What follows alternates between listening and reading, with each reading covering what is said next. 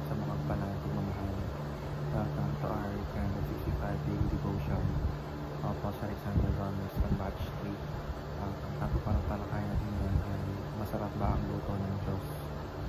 Ngayon po ang ating Bible verse ay tungkol sa Genesis chapter 1 verse 27. At buksan po natin ang ating puso at isip sa mga ng salita ng Diyos.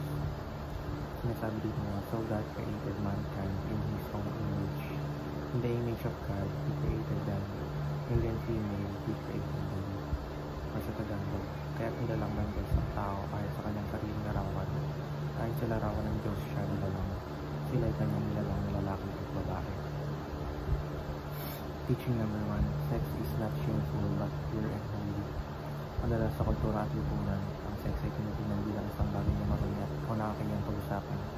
Ngunit tayo sa Biblia, ito ay nilikha ng Diyos mismo at bahagi ng kanilang ng disenyo para sa tao. Kapag nagaganap ito sa loob ng kasal, hindi ito kasalanan kundi isang banal na paraan upang may pakita ang malalim na pagmamahalan ng asawa. Dito natin nakikita na ang sex ay hindi dapat ituring na kanyati. Hindi isang bagay na dapat ipagpasalamat at inialang. Teaching number 2, sex is God's precious gift. Isa itong regalo ng nagalunan para sa pagkakaisa ng mag-asawa, para palakasin ang kanilang ugnayan, para mamubukan, makagalakan at buo ng pamilya. Hindi lang ito tungkol sa pisikal na kasiyahan, hindi higit sa lahat tungkol sa pagbuo ng galing na emosyonal at spiritual na koneksyon sa pagitan ng dalawang taong pinabuklay ng Diyos. Pinapakita nito na ang sex ay hindi basta gawain lamang, hindi isang mahalagang bahagi ng disenyo ng Diyos upang maranasan ang pag-ibig at kagalakan sa tamang paraan. Teaching number 3, sex is designed with many fine details. Hindi aksidente ang pagkakalikha dito. Ang Diyos ay maingat sa bawat detalye ng kanyang nilikha at kabilang dito ang sex.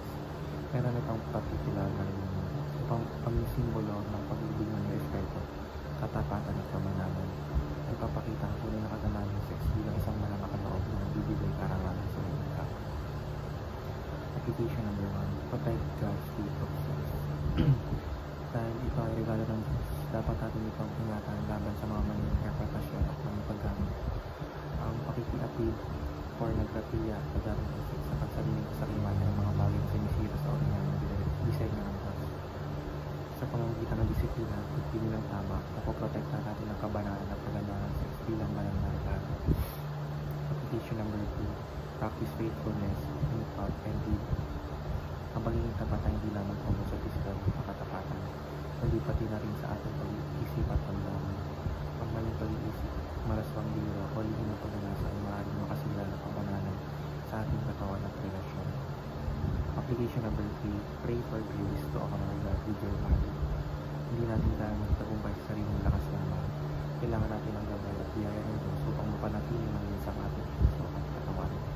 Sa pananalangin, hinihingi natin ang lakas upang mapaglabanan ng tukso at biyaya upang maipakita sa ating buhay na